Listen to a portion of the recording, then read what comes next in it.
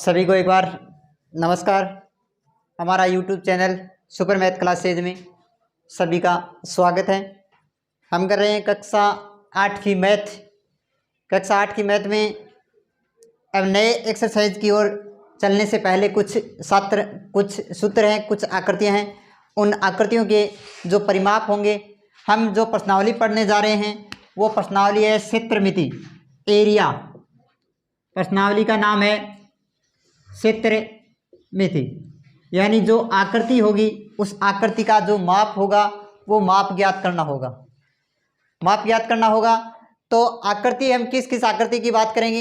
एक तो हमारी आकृति होगी आयत।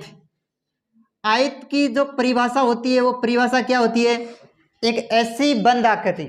आयत की परिभाषा होती है एक ऐसी बंद आकृति जिसमें आमने सामने की भुजाएं बराबर होती है, वो कहलाती है आयत कहलाती है। जिनमें आमने सामने की भुजाएं बराबर हों और बंद आकृति हो, वो आकृति हमेशा ही क्या कहलाएगी? आयत कहलाएगी। क्या कहेंगे? आयत कहेंगे।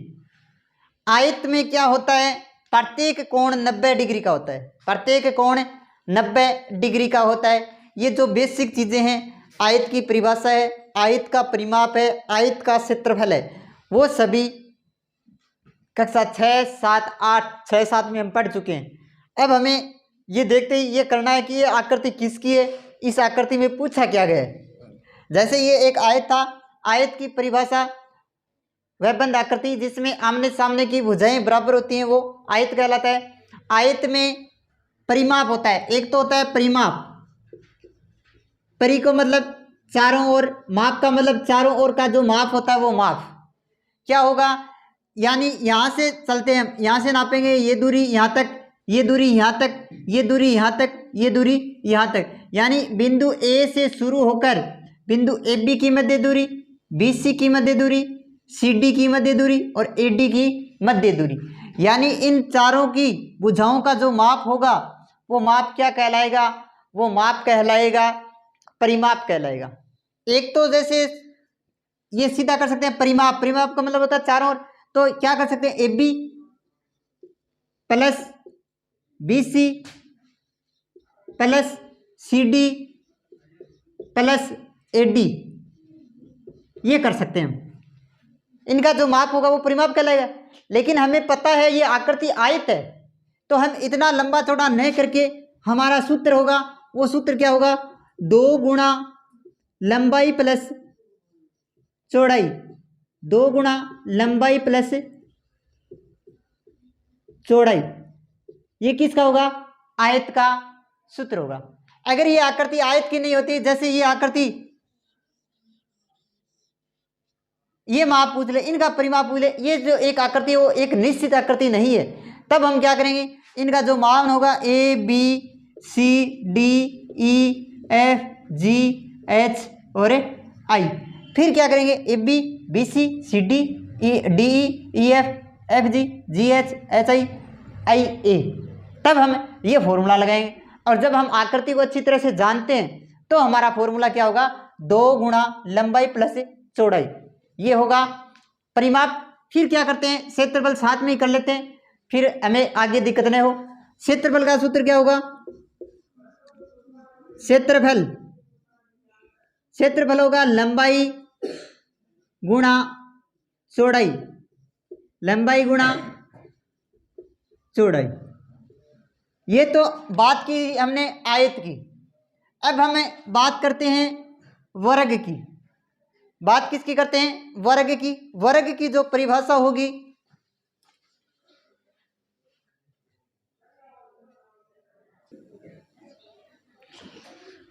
फिर आकृति की बात करते हैं वर्ग की।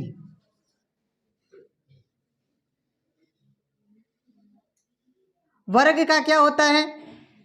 एक ऐसी बंद आकृति, एक ऐसी बंद आकृति जिसकी सभी भुजाएं समान होती हैं, वो क्या कहलाती है? वर्ग कहलाती है। यानी चारों भुजाएं क्या होती हैं? वर्ग होती हैं। चारों भुजाएं समान होती है, यानी ये भुजा, ये भुजा, ये भुजा और ये भुजा, ये भुजा क्या होगी? समान होगी। और समान भुजा होगी वो आकृति क्या कहलाएगी? वर्ग कहलाएगी। ये जो परिभाषाएं हैं वो परिभाषाएं हम पीछे कर चुके हैं। फिर हमारी बात करते हैं इनका परिमाप। परिमाप में देखो क्या है कि सभी भुजाएं समान हैं। भुजाएं क्या है? समान है। और समान भुजाएं हैं तो कितनी भुजाएं? 1 2 3 4। तो इसका सूत्र होगा 4 गुणा भुजा, 4 गुणा भुजा। फिर बात करते हैं क्षेत्रफल की। क्षेत्रफल में क्या होगा? भुजा भुजा भुजा है तो भुजा गुणा भुजा, भुजा गुणा भुजा, ये होगा आयत और वर्ग का फॉर्मूला। इसी के साथ हम इसके आगे चलते हैं। एक आकृति होती है बेलन। क्या होता है? बेलन।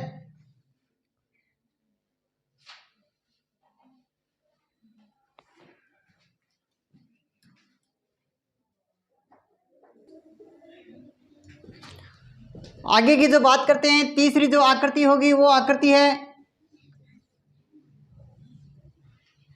वर्त। वर्त की बात करते हैं। वर्त में क्या होता है? परिमाप नाम नहीं देकर परिधि नाम दिया जाता है। क्या दिया जाता है? वर्त में एक होता है केंद्र बिंदु, एक होता है केंद्र बिंदु, और केंद्र बिंदु से एक निश्चित दूरी होती है। केंद्र बिंदु से एक निश्चित जो दूरी होती है वो दूरी क्या कहलाती है? त्रिज्या कहलाती है। क्या कहलाती है? त्रिज्या कहलाती है। और त्रिज्या को हम किससे लिखते हैं? आर से लिखते हैं। यानी जो यह दूरी है, इस दूरी से निश्चित एक परिधि होगी। चारों ओर का जो माप होगा, चारों ओर का जो माप होगा वो माप क्या कहलाएगा? परिमाप कहलाएगा। या तो परिमाप कहेंगे या इसका दूसरा नाम होगा परिधि। यानी एक बिंदु के चारों ओर की जो निश्चित दूरी होती है वो दूरी क्या कहलाती है? परिमाप या परिधि कहलाती है। तो वर्त की परिधि, वर्त की परिधि, परिधि का सूत्र होगा, देखो यहां से ये चलना प्रारंभ हुआ, यहां से यहां तक आया आधा चक्कर पूरा, और यहां तक आया ये चक्कर पूरा। एक चक्कर पूरा होता है, और एक चक्कर पूरा होगा तो ये होगा 2 पाई आर, जहां आर होगा त्रिज्या। आर किसको कहेंगे? त्रिज्या को। और पाई का जो मान होगा वो एक मान निश्चित मान होगा। पाई का जो मान होगा वो मान निश्चित होगा। पाई क्या कहलाएगा? 22/7। पाई का मान आपको हमेशा याद रखना है, चाहे आप कक्षा 10 में हो, चाहे आप कक्षा 12 में हो, या फिर किसी भी स्तर पर हो, कहीं भी हो, आपको लिए पाई का जो मान होगा वो एक निश्चित राशि होगी। वो राशि क्या कहलाएगी? 22/7 कहलाएगी, या 3.14 कहलाएगी। फिर बात करते हैं वर्त का क्षेत्रफल। वर्त का क्षेत्रफल, वर्त का क्षेत्रफल होगा pi R square. Pi R square, pi का मान फिर वही है, आर का मान 22/7 होगा। अब हम आगे की एक आकृति, दूसरी आकृति की बात करते हैं, त्रिभुज।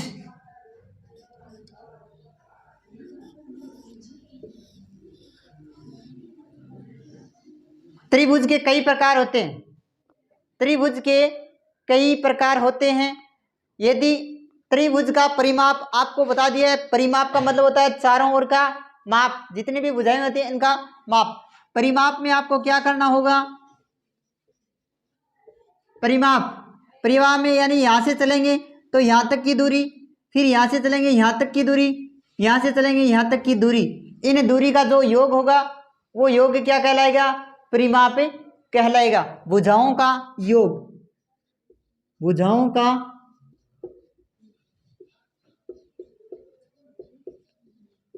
योग परिमाप कहलाएगा। अब हम बात करते हैं क्षेत्रफल की।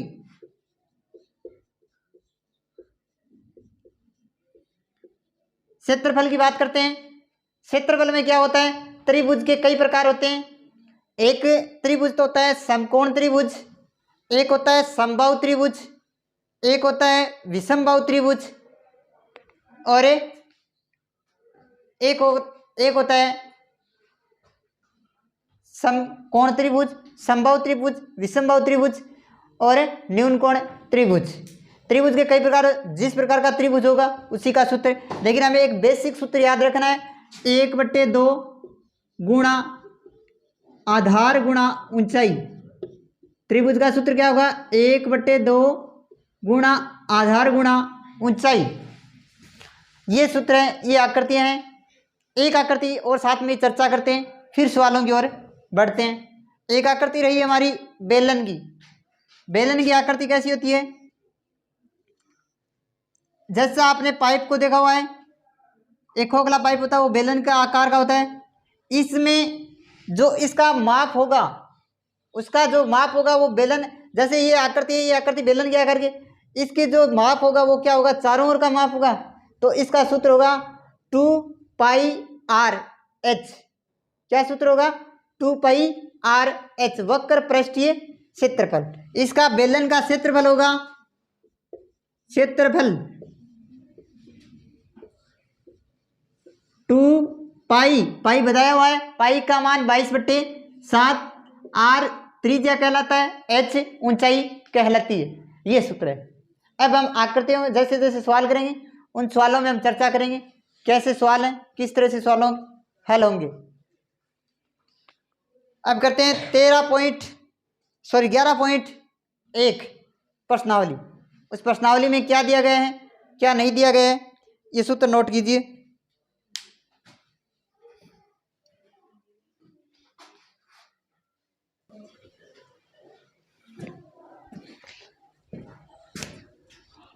एक्सरसाइज 11.1 में आपको अगर कोई क्षेत्रफल से संबंधित या कोई भी सवाल आता है, उसे पहले सवाल को समझना होता है। उस सवाल में दिया क्या गया है, आकृति क्या दी गई है।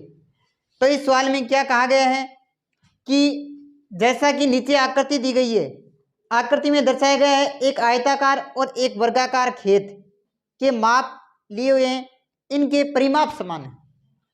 आकृति दी गई है सवाल में, एक आकृति तो है आयत की, एक आकृति है वर्ग की। अब हमें ये खुद को पता होना चाहिए आयत कौन सा होगा और वर्ग कौन सा होगा। उसके लिए हमें किस में जाना होगा, परिभाषा में।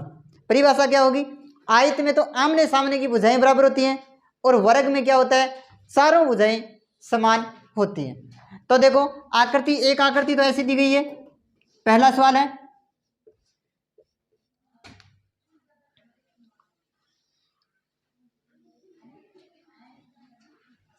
एक आकृति ये है,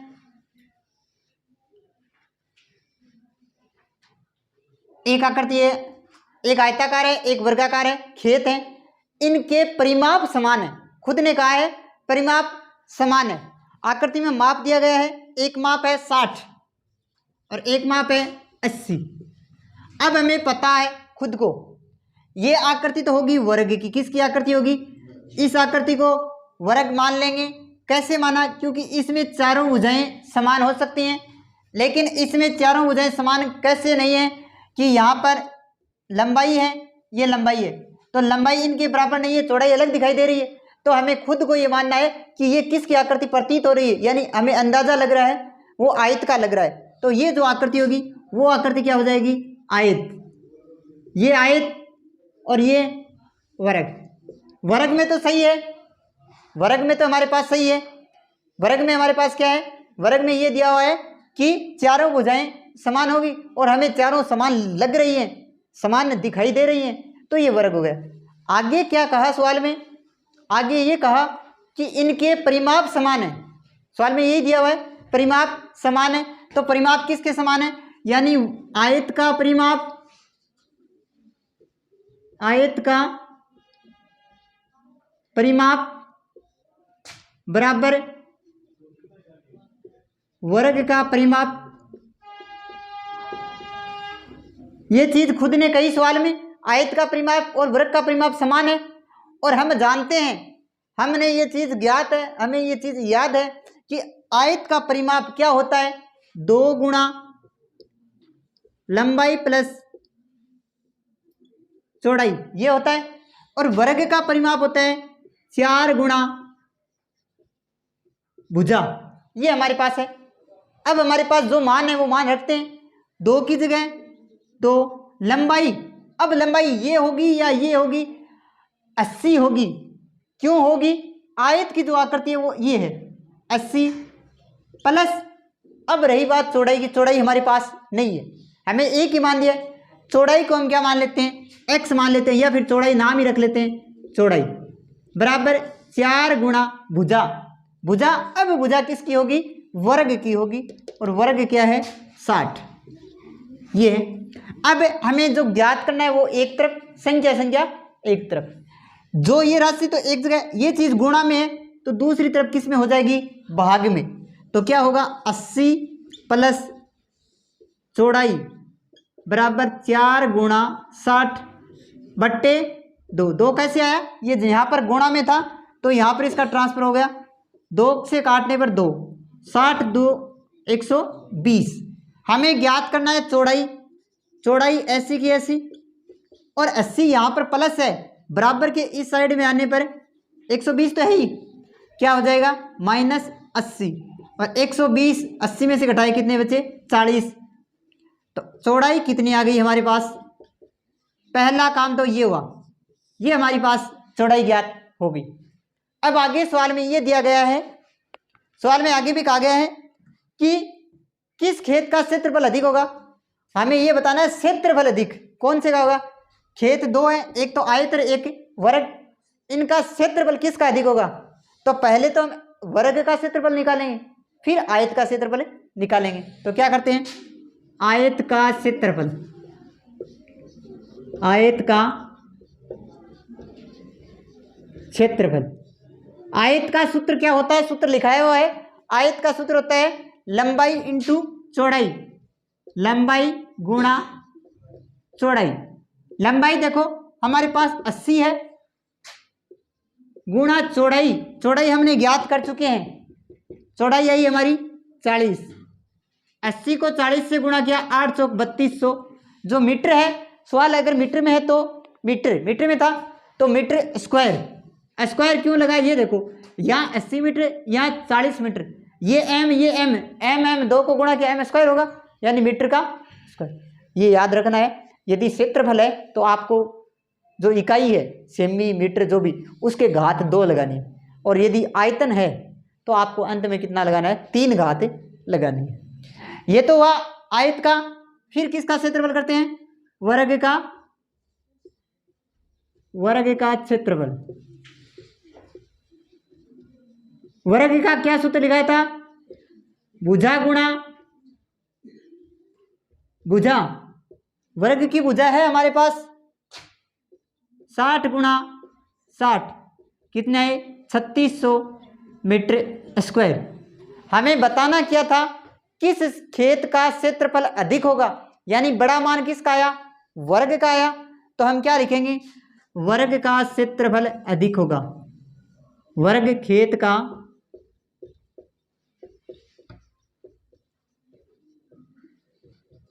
क्षेत्रफल अधिक होगा। ये हमारा सवाल हुआ, ये हमारा उत्तर है। अब आप नोट कर सकते हो।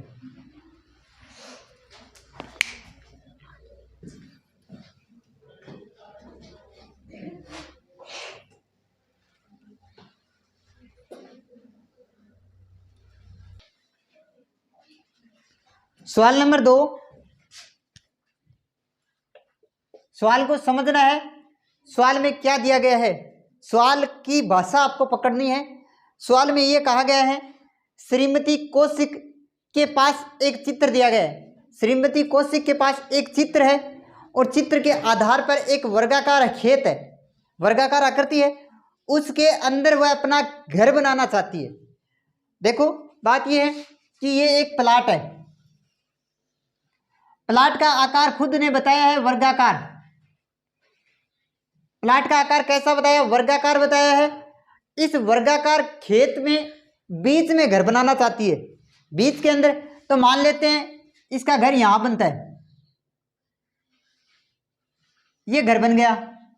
घर बनने के बाद जो बीच में जो ये वहां पर क्या बगीचा विकसित किया, क्या विकसित किया?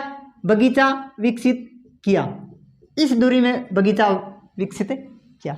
ये जो एक आकृति है, आकृति है, इस आकृति के अंदर ये माप दिया गया है 25 इंटू 25, ये 25 ये 25, यानी वर्ग था।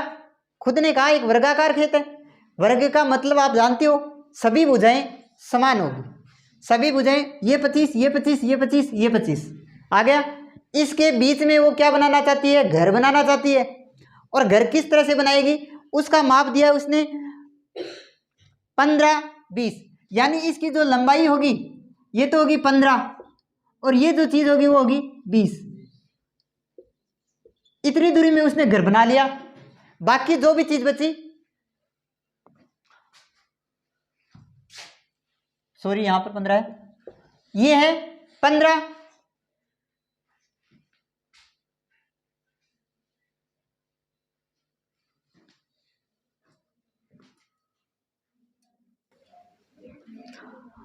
हाँ, इसने घर बनाया, घर की लंबाई रखेगी 15 और चौड़ाई रखेगी 20, या फिर लंबाई 20 चौड़ाई 15, ये मान दिया गया है। बगीचे का क्षेत्रफल ज्ञात करना है, तो बगीचा कैसे निकलेगा, बगीचा निकलेगा यानी बाह्य वर्ग जो बाहर बन रहा है और अंदर बन रहा है, बाहर वाले से अंदर वाला घटा देंगे तो क्या आ जाएगा, बगीचा आ जाएगा। क्या आ जाएगा, बगीचा आएगा। देखो करते हैं हम बगीचे का क्षेत्रफल, बगीचे का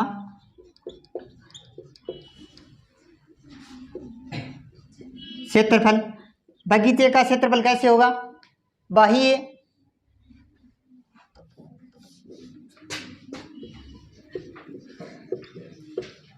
बगीचे का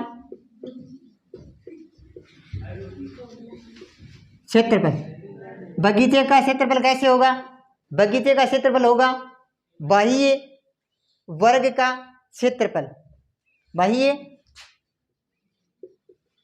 जो बाहर बन रहा है बाह्य वर्ग का क्षेत्रफल माइनस आंतरिक आयत का क्षेत्रफल।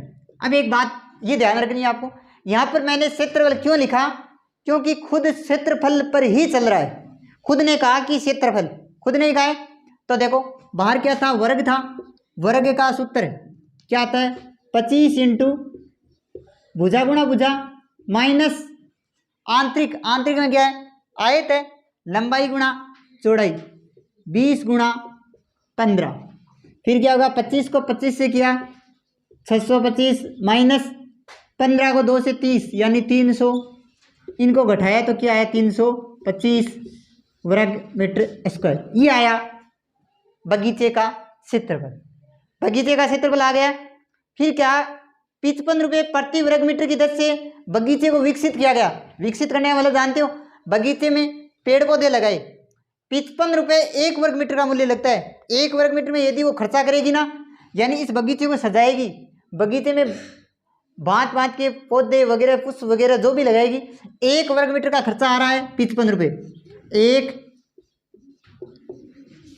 वर्ग मीटर का मूल्य 55 रुपये, तो हमें कितना क्षेत्रफल आया उसका 325, तो 325 वर्ग मीटर का मूल्य, 325 वर्ग मीटर का मूल्य 325 गुणा 55, इनको आपको गुणा करवाना है। गुणा करवाने पर क्या आएगा, 17,875 रुपये, 17,875 रुपये, यानी श्रीमती कौशिक के द्वारा पौधे को, बगीचे को विकसित करने में कितनी राशि खर्च होगी, 17,875 रुपये खर्च होगी।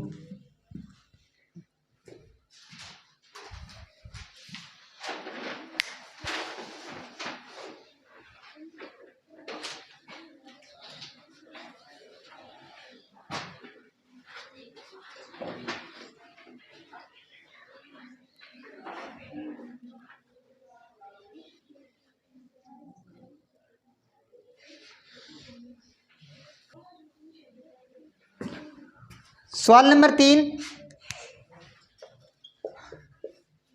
सवाल नंबर 3 में क्या कहा गया है, सवाल 3 में दिया क्या गया है वो देखिए। जैसा कि एक आरेख दर्शाया गया है और बगीचे का एक आकार मध्य में आयताकार और किनारों पर अर्धवृत्त आकृति क्या दी गई है, एक आरेख दिया गया है। आरेख देखो, ये आरेख है, ये कहा गया इसके मध्य में आयत है, मध्य में क्या है, ये देखो ये आरेख है, खुद ने बनाया हुआ है, सवाल में दिया गया है आरेख।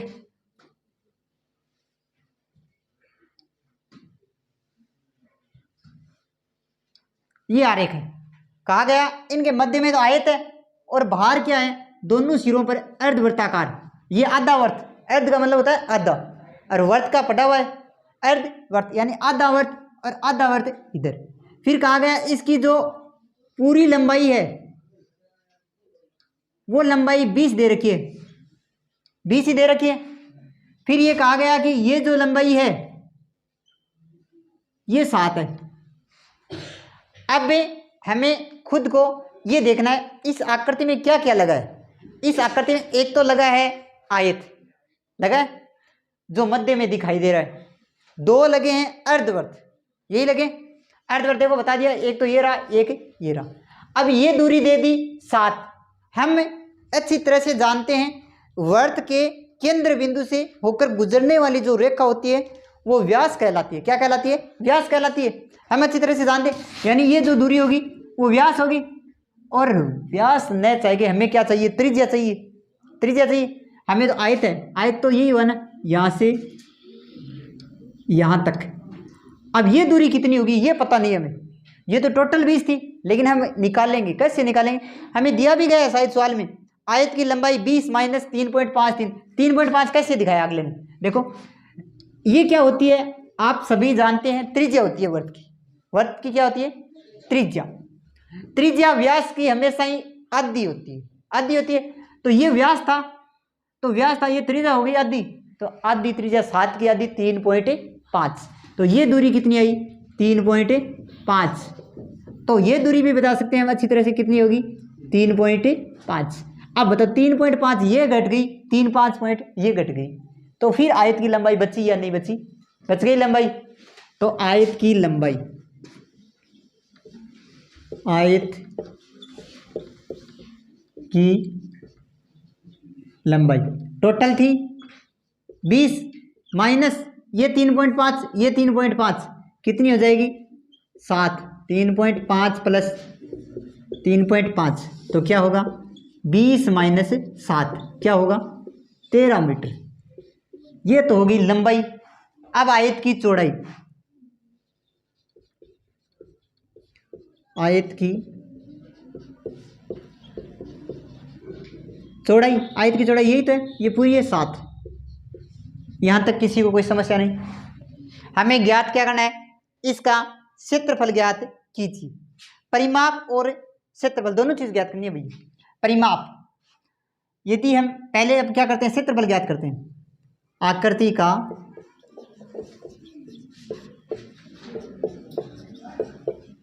का क्षेत्रफल। इस आकृति में 2 चीजें प्रयुक्त हुई यदि पता हो तो, एक तो आयत, तो क्या लगाएंगे? आयत का क्षेत्रफल प्लस एक 2 चीजें और प्रयुक्त हुई, 2 अर्धगोले प्रयुक्त हुए या नहीं हुए? अर्धवर्त या अर्धगोले? अर्धवर्त, अर्धवर्त का क्षेत्रफल, अर्धवर्त। सूत्र लगाओ भाई, आयत का सूत्र हम जानते हैं, लंबाई गुणा प्लस 2 की जगह 2, अर्ध का मतलब होता है आधा, अर्ध का मतलब आधा, 1/2 गुणा पाई r स्क्वायर लिखाया हुआ है भाई, 1/2, 2 से 2 कैंसिल। लंबाई कितनी थी? 13 गुणा 7 प्लस पाई की जगह 22/7। आर व्यास की आधी होती है ना, 3.5 या फिर 7/2, 7/2, 7 से 7 कैंसिल, 2 से काटने पर 11, 11 7 77, 13 सत्ती 91 प्लस 11 7 77 बटे 2। यहाँ पर एक लघुत्तम ले सकते हैं। लघुत्तम लेने के बाद 2 आया, 2 में 1 का भाग 2 बार, 2 को इनसे गुणा किया 182 प्लस 2 में 2 का भाग 1 बार, 1 को 77 से गुणा किया 77, 7 2 9, 8 7 15, 259, इनमें भाग देने पर 1 2 9.5 मीटर स्क्वायर। ये हमारा होगा क्षेत्रफल। ये क्या आएगा? क्षेत्रफल। ये तो हो गया क्षेत्रफल भाई।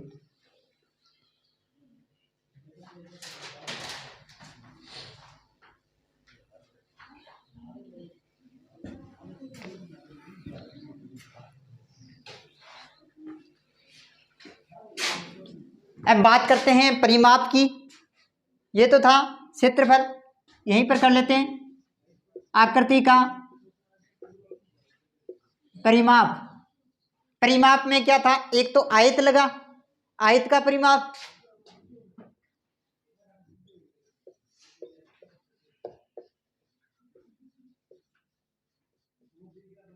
प्लस 2 अर्धवृत्त लगे, 2 अर्धवृत्त आधा आधा और आधा आधा वर्त जुड़ के क्या होगा? पूरा वर्त का निर्माण होगा। 2 अर्धवृत्त का परिमाप। तो देखो भाई, आयत का परिमाप लिखाया हुआ है मेरा, क्या था? 2 गुणा लंबाई प्लस चौड़ाई प्लस 2 है ही अर्धवृत्त, अर्धवृत्त का 1/2 और परिमाप दिखाया गया, वर्त की परिधि लिखाई थी pi R square, pi R square. अब कर लो भाई, पाई आर स्क्वायर थोड़ी, सॉरी 2 पाई आर, क्या लिखाया था? 2 पाई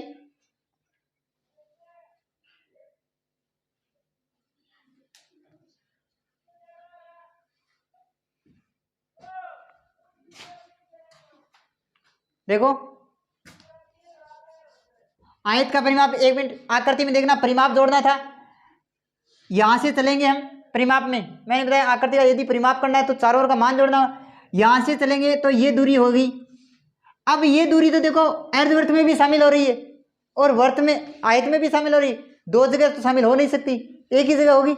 तो देखो ये लंबाई और ये लंबाई, तो क्या लिखेंगे? सिर्फ और सिर्फ यहां पर ये लिखेंगे कि आयत की लंबाई 2 गुणा लंबाई, यही लिखा जाएगा भाई,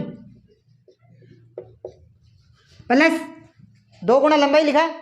क्यों लिखा? देखो ये लंबाई और ये लंबाई काम में लेंगे। अब ये जो दूरी होगी ये तो अर्धवृत्त हो गया और ये भी अर्धवृत्त हो गया, और आधा वर्त मिलके कितना होता है? 1 पूरा वर्त होता है। और पूरे वर्त की परिधि क्या होती है? 2 पाई आर। अब मान रख दो, 2 की जगह 2, लंबाई कितनी है?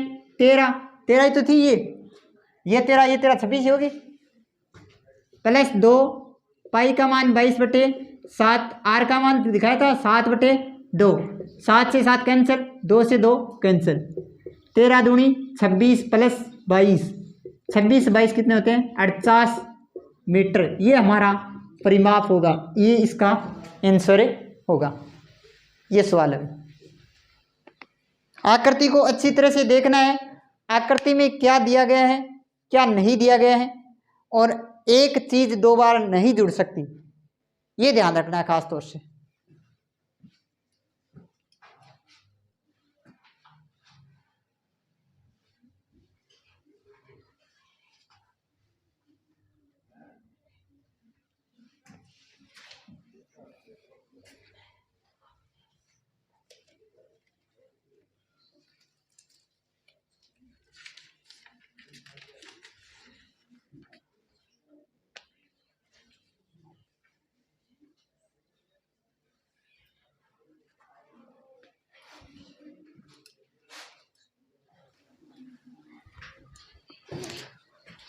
सवाल नंबर 4, सवाल नंबर 4 की चर्चा करते हैं। क्या दिया गया है? सवाल को पढ़िए। सवाल में ये दिया गया है कि एक फर्श बनाने के लिए उपयोगी उपयोग की जाने वाली एक टाइल आकार है समांतर चतुर्भुज, जिसका आधार का क्षेत्रफल है, जिसका आधार 24, ऊंचाई है 10। देखो एक टाइल है, टाइल एक कमरा है, कमरे में टाइल का उपयोग करना है, टाइल का उपयोग करना है, तो ये कहा गया है टाइल का जो आकार है वो है समांतर चतुर्भुज। टाइल किसके आकार में? समांतर चतुर्भुज। और समांतर चतुर्भुज होती है आयत का ही दूसरा रूप होता है। आयत में तो होता है लंबाई गुणा चौड़ाई, लेकिन समांतर चतुर्भुज में ऊंचाई और प्रयुक्त होगी। क्या प्रयुक्त होगी? ऊंचाई। तीन राशियां होगी, लंबाई, चौड़ाई, ऊंचाई, तीन चीजें प्रयुक्त होगी। तो हमें टाइल का आकार है समांतर चतुर्भुज, टाइल का आकार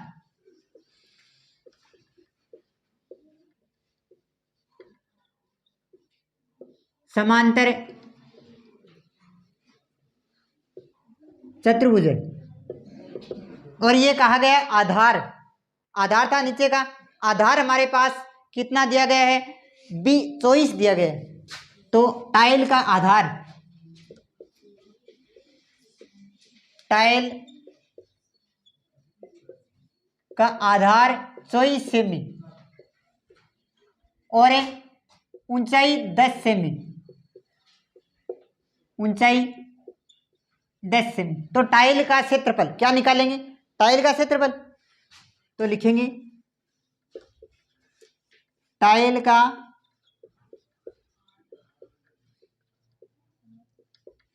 क्षेत्रफल, क्षेत्रफल होगा, सूत्र क्या होगा? आधार गुणा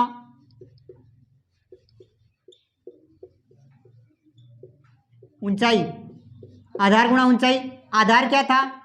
24 गुणा ऊंचाई थी 10, 24 को 10 से गुणा किया 240 सेमी स्क्वायर। ये तो आ गया हमारा एक टाइल का क्षेत्रफल। अब टाइल कितनी टाइलें लगेंगी या टाइल का जो मूल्य है वो ज्ञात करना है। आगे सवाल में ये कहा गया कि कितनी टाइलों की आवश्यकता होगी, कितनी टाइलों की आवश्यकता होगी यदि उसे 1080 वर्ग मीटर में टाइल थी। टाइल का आकार समांतर चतुर्भुज, आधार 24 और ऊंचाई 10। तो टाइल, एक टाइल का निकाला हमने। अब वो टाइल फर्श में लगाई जाएगी, टाइल फर्श में लगाई जाएगी, तो उस रूम का जो क्षेत्रफल है वो रूम का क्षेत्रफल दिया गया 1080 वर्ग मीटर। तो बताओ उस रूम में या इतने क्षेत्रफल में कितनी टाइलें प्रयुक्त होगी? टाइलों की संख्या ज्ञात करनी है। एक टाइल का क्षेत्रफल तो ये है, और लगानी कितने में? टाइलें लगानी है, टाइल लगानी है कितने में? 1080 वर्ग मीटर में लगानी है, 1080 वर्ग मीटर में लगानी है। और हमारे पास टाइल का क्षेत्रफल आया हुआ है, तो टाइलों की संख्या, टाइलों की संख्या, आपको संख्या यदि ज्ञात करनी है तो पहले निकालेंगे कितने रूम का क्षेत्रफल या जो फर्श है फर्श का क्षेत्रफल, फर्श का क्षेत्रफल बट्टे टाइल का क्षेत्रफल। फर्श क्या था? फर्श का क्षेत्रफल 1080 बट्टे टाइल का निकाला हमने 240, ये था सेमी। टाइल का क्षेत्रफल तो सेमी था और फर्श का क्षेत्रफल वर्ग मीटर था। तो हमें पता है मीटर को जब सेमी में बदलते हैं, मीटर को जब सेमी में बदलते हैं तो 100 से गुणा कराते हैं, ये था। तो एक सेमी, सॉरी 1 मीटर बराबर कितना होता है? 100 सेमी। यदि यहाँ पर 1 वर्ग मीटर लग गया तो 100 गुणा 100 होगा या नहीं होगा भाई? होगा। तो मैं यहाँ पर कर सकता हूँ, यहाँ से वर्ग मीटर हटा दिया तो 100 गुणा 100, 1 0 से 1 0 कैंसल। अब काटो भाई, काटेंगे 2 के पहाड़े से काटने पर 12, 2 से काटने पर 4, 2 से काटने पर 6, 2 से काटने पर 27 और 3 से काटने पर 2, 3 से काटने पर 9, 2 से काटने पर 50, 9 पंजो 45 और 1 जीरो और 2 जीरो कितना है 3 जीरो, यानी कितनी टाइलों की आवश्यकता होगी 45,000 टाइलों की आवश्यकता होगी। ये हमारा आंसर होगा। अब नोट कीजिए।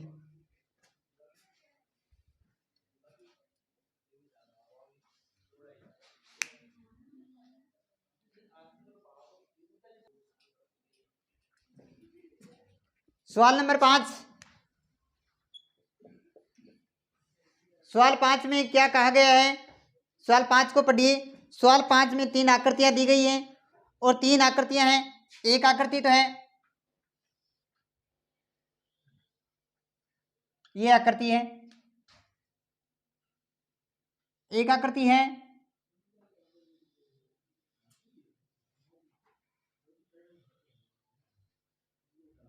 ये आकृति दी गई है, तीसरी आकृति है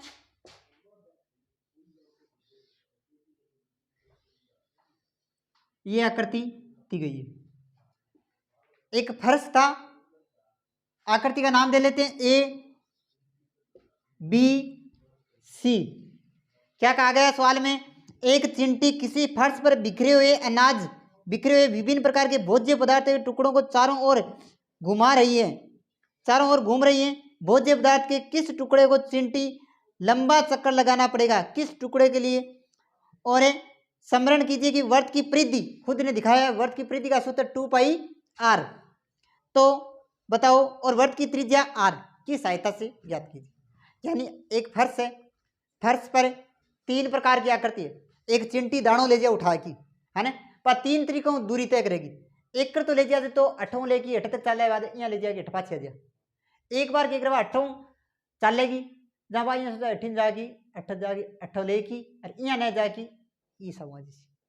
फिर 8 चले इन जाओ चाली इन जा तक लेगी 8 के आई गोड़ाई में आ गई अर्धवृत्ताकार, फिर 8 तक आ गई। तो अब बताओ चिंटी ने सबसे अधिक दूरी किस में तय की, ये बताना है। इनका मान दिया गया है, मान लिखो पहले। एक का 2.8 ए बी, ये था 2.8, फिर क्या था 2.8 और 1.5, ये दूरी तो है 1.5 और ये यहाँ तक है वापिस 2.8। तो ये भी हमारे पास पता है कितनी होगी, ये 1.5 ये 1.5 होगी, ये कितनी होगी 2.8। फिर था 2 ये 2, तो ये भी कितनी होगी 2, और जो ये जो मान होगा यहाँ तक ये कितना होगा 2.8। अब पहले हम ए की दूरी ज्ञात करते हैं। क्या ज्ञात करते हैं, ए की दूरी, ए आकृति की दूरी। अब देखो क्या होगा, अब ये चिंटी यहां से चली गई, ये किसका आकार हुआ चाप अर्धवृत्त का, तो ये यहां तक की दूरी तय करेगी। क्या होगा वर्त की परिधि, वर्त की परिधि। लेकिन किस वर्त की परिधि, आधे वर्त की, किसकी आधे वर्त की। तो क्या लिखेंगे अर्धवर्त की परिधि, अर्धवर्त की प्लस ये यहां तक इधर आएगी ना, ये क्या होगी बी से ए तक, बी से ए तक। वर्त की परिधि अर्धवर्त की ना 1/2 और वर्त की परिधि का सूत्र लिखा है 2πr, 2πr, पाई से पाई सॉरी 2 से 2 कट गया, प्लस बी ए ओ कत 2.8 है। अब लिखो भाई पाई को मान 22/7, आर देखो भाई वो तो व्यास है, व्यास 2.8 है, तो आधी त्रिज्या हो जा और आधी वजन कत है 1.4 प्लस 2.8, वो काटे जा 0.2, इन गुणा कराया जा 22 दूनी यानी 4.4 प्लस 2.8, तो जोड़े जा कत आ गया 7 सेमी। आ कति दूरी तय करी 7 सेमी दूरी तय करी, चिंटी कति दूरी तय करी 7 सेमी। अब दूसरी इसका भी नाम दे रखेंगे A B C D, A B C और डी। बी की दूरी, बी की दूरी, अब बी की दूरी भाई कैसे होगी, देखो बी का जो टुकड़ा होगा बी के लिए 8 एक तो आ दूरी होगी भाई आ होगी ये, और ओ बन गयो अर्धवर्त। क्या बन गयो? अर्धवर्त। अर्धवर्त की परिधि प्लस अठ तक आ गई ना दूरी। अब अठों चालो अठ तक यानी सीडी, सही है ये। बाद में सीडी घर तक चालो सीबी प्लस सीबी घर तक आयो पाछो एबी आ लियो, इतनी दूरी तय करियो। आ चिंटी चाली जा अठों चालनो चालू करियो, अठों चाल गया अर्धवर्त में अठ तक आई, तो अर्धवर्त की परिधि अठों चाली सी डी तक, सी स्यू बी तक, बी स्यू ए तक जुड़ जी ने, लिख लियो। अर्धवर्त को परिमाप 1/2 2 pi are plus C D कतो भाई 1.5 प्लस ओ दूर ओ मान कितो है 2.8 प्लस 1.5 1.5 क्या लिखियो वो लिखियो, याद रखी सी, ध्यान रहना चाहिए भाई। 2 से 2 कट गयो, पाई को मान 22/7, आर को मान 1.4 ए जोड़िया 1.5 1.5 कितो 3 प्लस 2.8 ओ काटिया 0.2 ए कितना हो गया 4.4 प्लस 3 प्लस 2.8 जोड़ेड़ा ने बाद 4.2 4.4 2.8 7 होया, 7 में 3 जोड़िया आ दूरी कितनी आ गई 10 सेमी, यानी जो बी टुकड़ो दूरी तय करसी, बी टुकड़ा ले जाइए कितनी दूरी तय होसी 10 सेमी की दूरी होगी, 10 की होसी यार।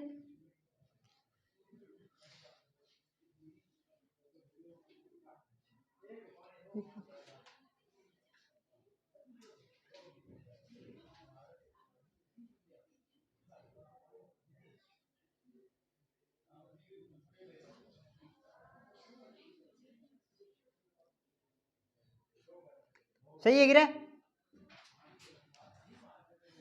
1.5 और 1.5 तीन ही बन रहा है, 1.5 और 1.5। अब हम करते हैं सी टुकड़े की दूरी, सी की दूरी, सी की दूरी देखो क्यों सी भाई, सी में नाम बंद रखेगा ए बी सी आकृति में ए बी सी यही है, ओ वापिस ए उठा लिया आ बी पर आ गई, यानी एक अर्धवर्त बन गई वापिस अर्धवर्त की परिधि प्लस बाद में क्या बन गया बी स्यू सी प्लस सी स्यू ए, ये बन गया। अब लिखो अर्धवर्त की 2 1/2 की पहली 1/2 गुणा 2 पाई आर प्लस आ कितनी है 2 प्लस सी ए भी कितनी है 2, 2 से 2 कटियो, पाई को मान 22/7, आर वापिस कितनी सी भाई 1.4, 2 और 2 कितना हो गया 4, इन काटियो 0.2 4.4 प्लस 4 तो कितना हो गया भाई 8.4। अब भैया बताओ 3 टुकड़ा है ना, ए की दूरी बी की दूरी सी की दूरी, तो सबसे अधिक दूरी किसे तय करनी पड़ी, कौन सी आकृति से बी से, अतः चिंटी को बी से बी अधिक दूरी तय करनी होगी, अधिक दूरी तय करनी होगी, ये हमारा आंसर होगा।